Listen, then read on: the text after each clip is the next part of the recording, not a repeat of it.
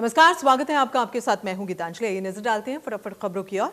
Twitter ने कांग्रेस के पूर्व अध्यक्ष राहुल गांधी का अकाउंट रिस्टोर कर दिया है। दिल्ली की 9 साल की रेप पीड़िता के परिजनों की तस्वीर पोस्ट करने के बाद ट्विटर ने राहुल गांधी का अकाउंट अस्थायी तौर पर सस्पेंड कर दिया था। कांग्रेस के एक पदाधिकारी ने बताया कि राहुल गांधी के साथ ही पार्टी के कुछ अन्य नेताओं ने भी तस्वीर साझा की थी। नेताओं के ट्विटर हैंडल भी ट्वीट ने लॉक कर दिए थे।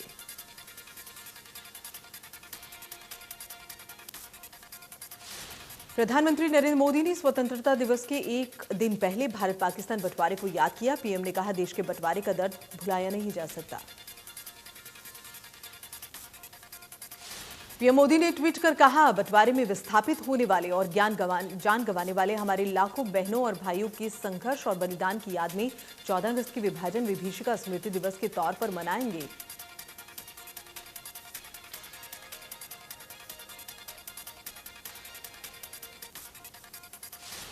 ऐतिहासिक लाल किले की सुरक्षा के लिए बहुस्तरीय सुरक्षा घेरा तैयार किया गया है, जहां से प्रधानमंत्री नरेंद्र मोदी रविवार को 75वें स्वतंत्रता दिवस पर राष्ट्र को संबोधित करेंगे। इस सुरक्षा घेरे के लिए एनएसजी, स्नाइपर्स, स्वाट कमांडो, पतंग पकड़ने वाले कर्मी, स्वान दस्ते और ऊंची इमारतों पर अचूक निशाना लगाने वाले तैनाती शामिल किए गए हैं। इन सभी को लाल किले के चारों ओर तैनात कर दिया गया।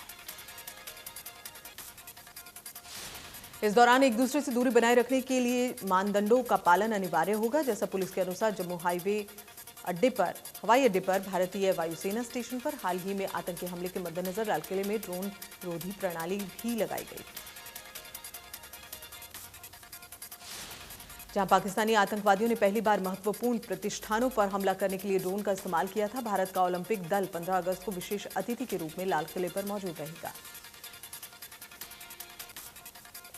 पुलिस ने कहा कि 350 से ज्यादा कैमरे लगाए गए हैं और लाल किले क्षेत्र और आसपास के स्थित 2 पुलिस नियंत्रण कक्षों के माध्यम से 24 घंटे उनकी फुटेज की निगरानी की जा रही है। लाल किले पर करीब 5000 पुलिसकर्मी तैनात होंगे और सामाजिक दूरी के नियमों का पालन भी करेंगे।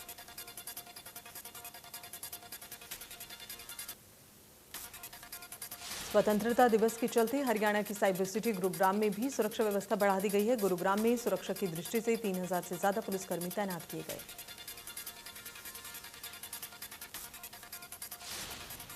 15 अगस्त को गुरुग्राम में हरियाणा के राज्यपाल बंडारू दत्तात्रेय तिरंगा फहराएंगे। गुरुग्राम के ताऊ देवी लाल स्टेडियम में होगा कार्यक्रम। स्टेडियम के आसपास 3 लेयर सुरक्षा व्यवस्था की गई है। शहर में आसपास 90 से ज्यादा पुलिस नाके लगाए गए।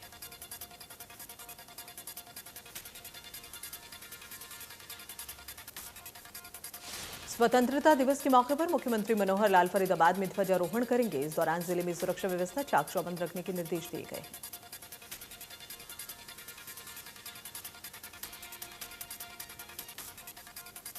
हरियाणा के उचाना कला में प्रस्तावित स्वतंत्रता दिवस ट्रैक्टर परेड में एक दिन पहले किसानों ने हाईवे पर ट्रैक्टरों के काफिले के साथ अभ्यास किया, जिसका नेतृत्व महिला किसान करेंगी।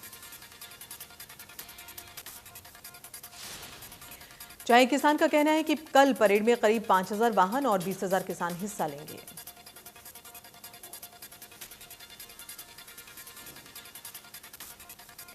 स्वतंत्रता दिवस के अवसर पर जिला स्तरीय स्वतंत्रता दिवस समारोह की फाइनल रिहर्सल की गई है। जिला उपायुक्त निशांत कुमार यादव और पुलिस अधीक्षक गंगाराम पुनिया द्वारा कार्यक्रम में पहुंचकर परेड का निरीक्षण किया।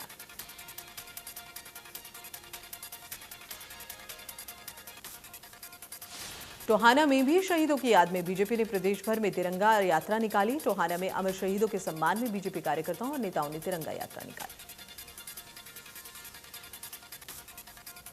टोहाना में पूर्व प्रदेशाध्यक्ष सुभाष बराला के नेतृत्व में हुई यात्रा में सैकड़ों कार्यकर्ता उमड़े। सुभाष बराला ने कहा कि तिरंगा यात्रा में लोगों ने अपने देश के वीर शहीदों को नमन किया, जिन्होंने देश के लिए अपने प्राणों को न्यौछावर कर दिया। फरीदाबाद जिले में प्रत्येक विधानसभा क्षेत्र में अमर शहीदों के सम्मान में भारतीय जनता पार्टी के कार्यकर्ताओं ने तिरंगा यात्रा निकाली। पृथुला विधानसभा क्षेत्र में जिलाध्यक्ष गोपाल शर्मा और महासचिव सोहनपाल छोकर के नेतृत्व में कार्यकर्ताओं ने पूरे विधानसभा क्षेत्र में तिरंगा यात्रा निकाली। फरीदाबाद की सभी 6 विधानसभा क्षेत्रों में ये यात्रा निकाली गई। अमर शहीदों की याद में पृथुला विधानसभा क्षेत्र में ये तिरंगा यात्रा निकाली गई, जिसमें सैकड़ों लोगों ने हिस्सा लिया।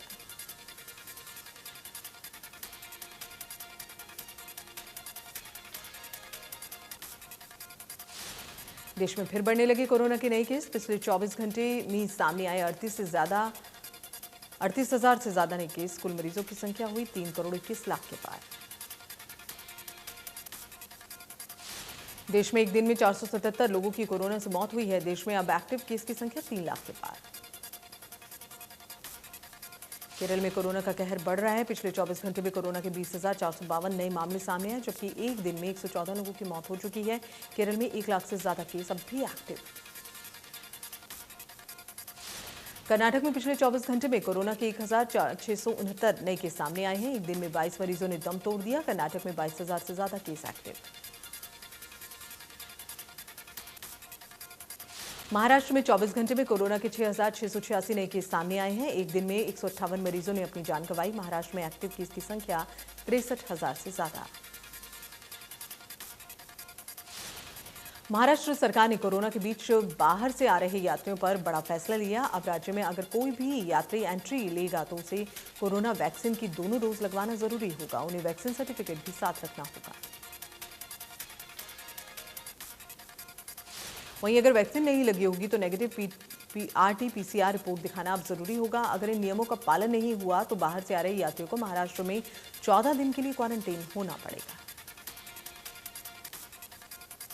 दिल्ली में 24 घंटे में कोरोना के 50 नए केस मिले हैं। एक दिन में 84 मरीज रिकवर हुए हैं। दिल्ली में अब भी 468 केस एक्टिव। प्रदेश में कोरोना की दूसरी लहर पर लगी रोक। एक दिन में सामने आए 26 नए मरीज। 2 मरीजों ने गंवाई जान। कुल मरीजों की संख्या हुई 7,70,000।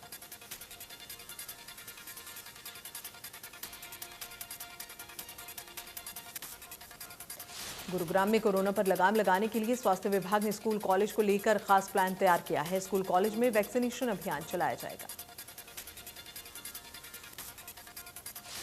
18 साल से ज्यादा के छात्रों और टीचर स्टाफ को वैक्सीन लगवाई जाएगी। प्राथमिकता के आधार पर वैक्सीनेशन कैंप लगाए जाएंगे।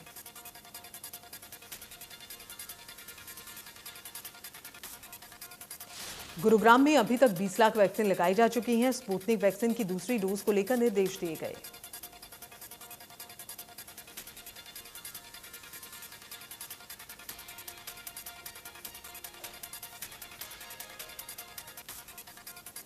कैथल में इंडिया न्यूज हरियाणा की खबर का असर देखने को मिला। गांव डेरा गदला में पंचायत खाते के बिना किसी काम के 14,32,000 रुपए निकलवाए जाने के मामले में कार्रवाई हुई। डीसी ने ग्राम सचिव को सस्पेंड कर दिया है। जेई, एसडीओ और बीडीपीओ के खिलाफ कार्रवाई के लिए संबंधित विभागों को लिखा। एडीसी की जांच में ग्राम सचिव, जेई, एडीओ और बीडीपीओ दोषी करार हुए। बिना निर्माण कार्य के पंचायती फंड से राशि निकाल ली गई, जबकि मौके पर कोई भी विकास कार्य नहीं हुआ। मामले की जांच के लिए डीसी ने आदेश दिए। कमेटी ने डीसी को जांच रिपोर्ट सौंपी, जिसके आधार पर कार्रवाई की गई। डीसी ने कहा कि कोई भी कर्मचारी अगर भ्रष्टाचार करता है तो कड़ी कार्रवाई की जाएगी। बल्लभगढ़ की सेक्टर 8 के सीही गांव के पास घर में स्वास्थ्य विभाग की टीम ने छापेमारी की और गर्भपात करने वाली महिला को रंगे हाथों दबोच लिया। विभाग की टीम ने फर्जी ग्राहक को भेजकर महिला को काबू किया। स्वास्थ्य विभाग की टीम ने मौके से गर्भपात करने वाली काफी दवाइयां और उपकरण भी बरामद किए। आरोपी महिला बल्लभगढ़ के पनहेरा खुर्द गांव में प्राथमिक चिकित्सा केंद्र में बतौर LHV के पद पर काम कर रही थी। पूरी कार्रवाई में पुलिस भी स्वास्थ्य विभाग के अधिकारियों के साथ मौके पर मौजूद रही।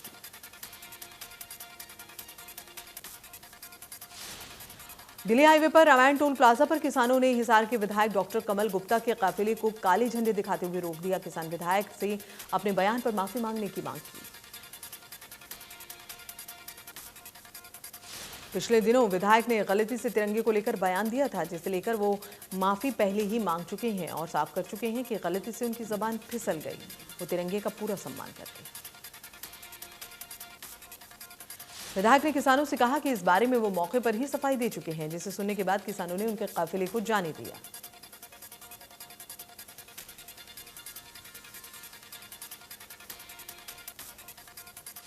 कुरुक्षेत्र की शाहबाद की ढोला माजरा की मेन सड़क पर किसानों ने रोड को जाम किया। सरकार के खिलाफ नारेबाजी की। गांव ढोला माजरा में मुख्यमंत्री के राजनीतिक सलाहकार और पूर्व मंत्री कृष्ण बेदी पहुंचे थे।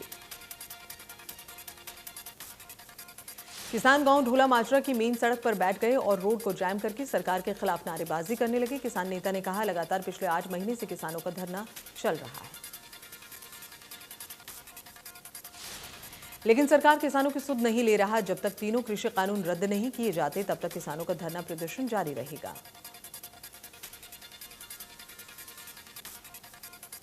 विधानसभा के 20 अगस्त से शुरू हो रहा है मानसून सत्र। विधानसभा अध्यक्ष ज्ञानचंद गुप्ता द्वारा शुरू की गई व्यवस्था के तहत शुक्रवार को मानसून सत्र के पहले 3 दिनों के लिए ड्रॉ निकाले गए।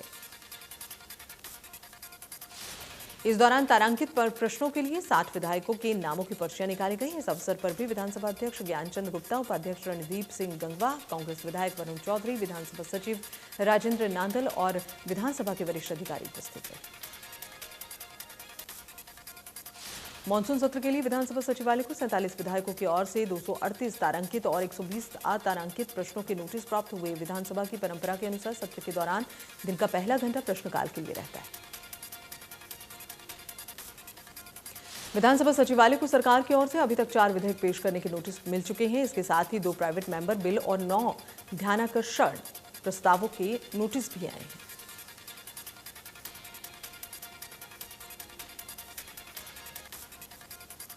टीकरी बॉर्डर पर चल रहे किसान आंदोलन में इनकलाबी लहर नाम की संगीत की जो धुन है वो सुनने को मिलेगी। स्वतंत्रता दिवस पर आयोजित होने वाले टीकरी बॉर्डर के कार्यक्रम में पंजाब और हरियाणा से काफी संख्या में किसानों के पहुंचने की उम्मीद।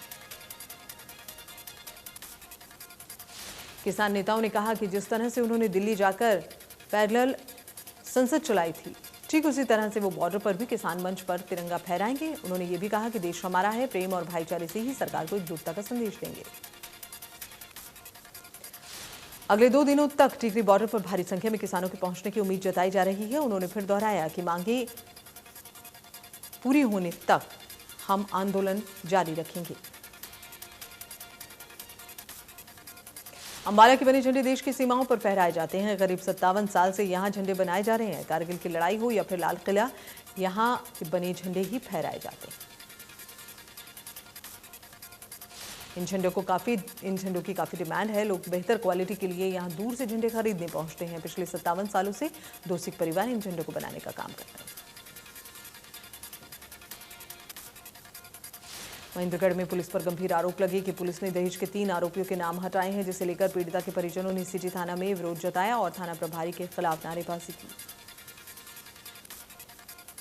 पीड़िता ने डीएसपी के सामने हाथ जोड़कर न्याय दिलाने की गुहार लगाई है। साथ ही पीड़िता का पिता ने कहा है कि अगर बेटी को न्याय नहीं मिला तो वो तीनों बेटियों को मारकर खुद जेल चले जाएंगे। डीएसपी ने आश्वासन दिया कि थाना प्रभारी ने जो जांच की है उसको चेक किया जाएगा। दोनों पक्ष को बुलाकर पूछताछ करेंगे। उसमें जो भी निकलकर सामने आएगा उसके मुताबिक कार्रवाई की जाएगी। परिजनों का कहना है कि शादी के कुछ दिनों बाद से ही ससुराल के लोग दहेज के लिए परेशान करने लगे। ससुराल के लोग गाड़ी के पैसे की डिमांड करने लगे। नहीं लाने पर गाली गलौज करते और मारपीट करते थे।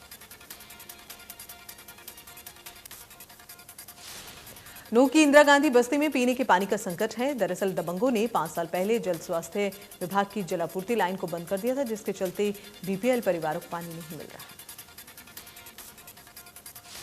बस्ती में रहने वाले लोगों को पैसों में पानी खरीदना पड़ रहा है। कुछ परिवारों को तकरीबन 2 किलोमीटर पैदल चलकर पानी लाना पड़ता है। लोगों को काफी दिक्कतों का सामना करना पड़ रहा है। शिकायत को लेकर प्रदर्शन की बात हो चुकी है। लोगों ने चेतावनी दी है कि अगर 1 सप्ताह के भीतर प्रशासन ने मांग पूरी नहीं की तो दिल्ली अलवर हाईवे पर विरोध प्रदर्शन करेंगे।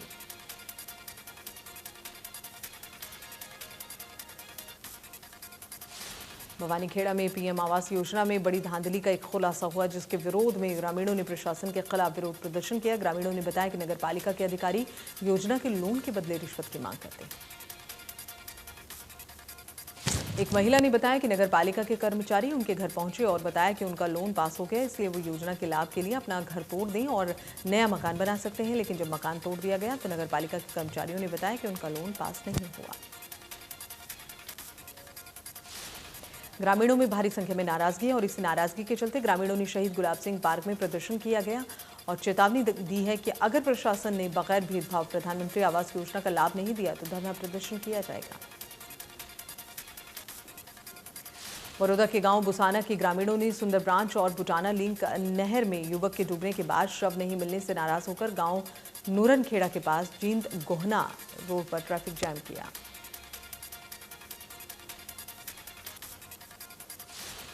जैसे ही पुलिस को ग्रामीणों के रोड जाम करने की सूचना मिली, पुलिस मौके पर पहुंची और जाम लगा रहे ग्रामीणों को समझाने की कोशिश की, लेकिन ग्रामीणों ने जाम नहीं हटाया। ग्रामीणों का कहना है कि गांव बुसाना का युवक नहर में नहाते वक्त डूब गया था और अभी तक शव को बरामद नहीं किया गया।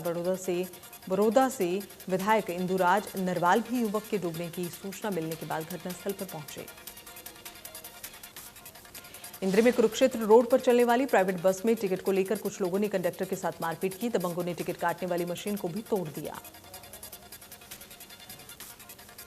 कंडक्टर और ड्राइवर का कहना है कि गांव शेखपुरा के कुछ युवक हर रोज बस में आकर परेशान करते थे और टिकट भी नहीं लेते। तब जब उन्होंने इसका विरोध किया तो उन्होंने मारपीट की और टिकट काटने वाली मशीन भी तोड़ दी। दूसरे पक्ष का कहना है कि उन्होंने कोई मारपीट नहीं की, खुद ही बस के कंडक्टर ने अपना बैग गिराया और मशीन भी तोड़ दी।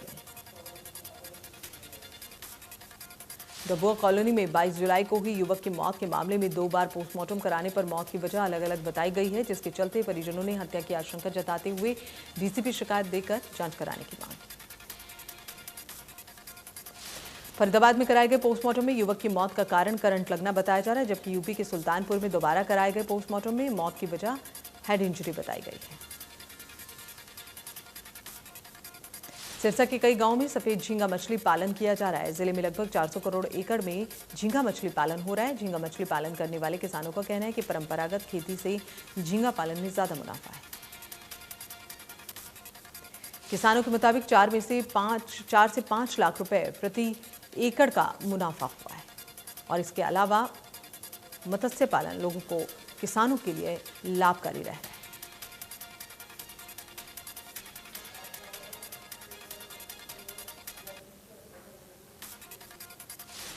जिला मत्स्य अधिकारी जगदीश चंद्र ने कहा, मछली पालन के द्वारा रोजगार सृजन, आय में वृद्धि की अपार संभावनाएं हैं। किसान झींगा पालन व्यवसाय अपनाकर 110 से 120 दिन में झींगा का बेहतर उत्पादन करते हैं और मुनाफा कमाते हैं।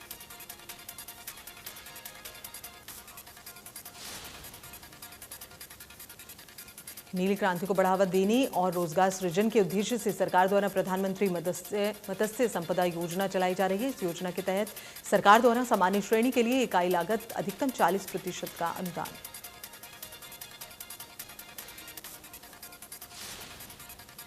कैथल के गांव बरटा में शराब के नशे में एक शख्स ने पत्नी पर पशुओं की चमड़ी उतारने वाली छुरी से हमला कर मौत के घाट उतार दिया।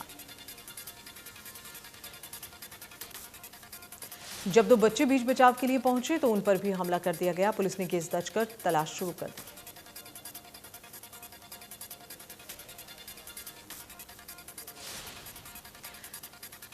दर्ज एफआईआर के मुताबिक आरोपी अक्सर शराब के नशे में पत्नी से लड़ाई करता था और नशे में धुत होकर उसने पत्नी पर हमला कर दिया। पड़ोस के लोग जब मौके पर पहुंचे तो आरोपी मौके से फरार। दुनिया भर में बासमती की महक पहुंचाने वाले हरियाणा के बासमती चावल के निर्यात पर कीटनाशकों का डंक लग गया है। कीटनाशकों से जुड़े नियमों में यूरोपियन देशों के बाद अब अरब देशों ने भी सख्ती बरतनी शुरू कर दी,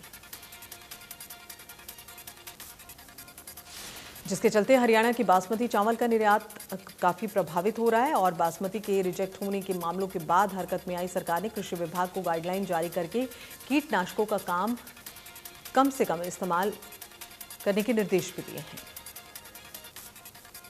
बासमती की गुणवत्ता को सुधारने के लिए पूरी रूपरेखा तैयार की जा चुकी है और जानकारी के मुताबिक बासमती चावल प्रदेश में सबसे ज्यादा उगाया जाता है।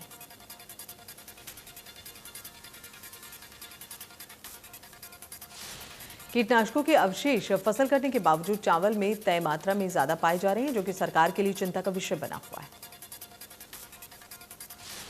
भिवानी मार्ग पर सागवान चौक के पास एक होटल में हुए झगड़े में एक युवक की मौत हुई है। मृतक युवक गांव बजीना का रहने वाला था।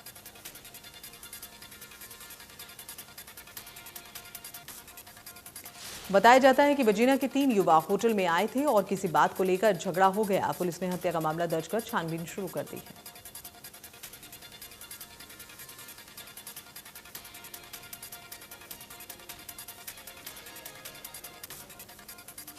गोहाना में नागरिक हॉस्पिटल के डॉक्टर्स का अमानवीय चेहरा सामने आया। गोहाना सिटी थाना पुलिस ने नागरिक हॉस्पिटल गोहाना पर एक अज्ञात शव का पोस्टमार्टम नहीं करने और लापरवाही का आरोप लगाया। सिटी पुलिस गोहाना के मुताबिक 10 अगस्त को गोहाना रोहतक रोड पर एक अज्ञात व्यक्ति का शव मिला था। पुलिस जांच अधिकारी द्वारा उसी दिन पोस्टमार्टम के सभी कागजात जमा करवाने के बाद डॉक्टर ने पोस्टमार्टम करने से इनकार कर दिया। सोनीपत में गैंगरेप की घटनाओं पर अंकुश नहीं लग पा रहा है और एक हफ्ते में दूसरा गैंगरेप सामने आया, जहां एक गांव की रहने वाली 16 साल की लड़की के साथ गांव के ही 3 युवकों ने दरवाजा खुलवाने के बहाने गैंगरेप किया।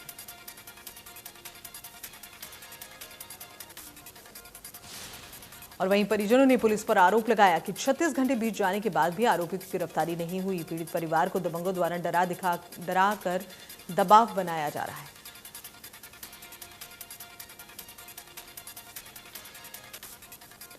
नानोल के रेवाड़ी रोड पर बाइक सवार युवक और उसकी मां को डंपर चालक ने कुचल दिया है। पुलिस ने मौके पर पहुंचकर शवों को कब्जे में लेकर पोस्टमार्टम के लिए भेज दिया।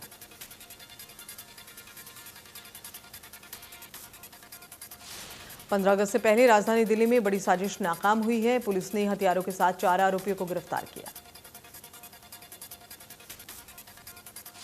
पुलिस ने आरोपी के पास से 50 राउंड जिंदा कारतूस बरामद किए। स्वतंत्रता दिवस के चलते सुरक्षा बल चप्पे चप्पे पर तैनात।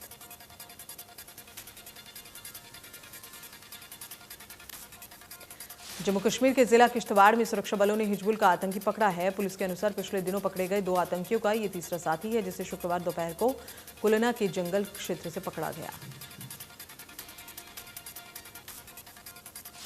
आतंकी की पहचान मुजम्मिल हुसैन निवासी मीदना पतिमहाला पलमाड़ के रूप में हुई है। आतंकी के कब्जे से एक ग्रेनेड, एक राइफल, AK राइफल और की मैगजीन और 30 गोलियां बरामद की गई हैं।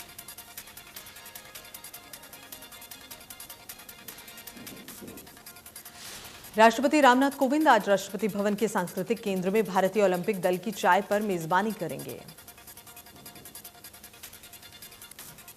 राष्ट्रपति भवन के अनुसार भारत के राष्ट्रपति भवन के सांस्कृतिक केंद्र में शाम 7 बजे चाय पर टोक्यो ओलंपिक 2020 में हिस्सा लेने वाले भारतीय दल की मेजबानी करेंगे। राष्ट्रपति रामनाथ कोविंद देश के 75वें स्वतंत्रता दिवस की पूर्व संध्या पर राष्ट्र को संबोधित करेंगे। राष्ट्रपति के संबोधन का प्रसारण आकाशवाणी के सभी नेटवर्क पर और दूरदर्शन के सभी चैनल्स पर होगा। राष्ट्रपति का संबोधन पहले हिंदी में और उसके बाद अंग्रेजी में प्रसारित होगा। दूरदर्शन पर हिंदी और अंग्रेजी के बाद उसके क्षेत्रीय चैनलों पर क्षेत्रीय भाषाओं में उसका प्रसारण किया जाएगा।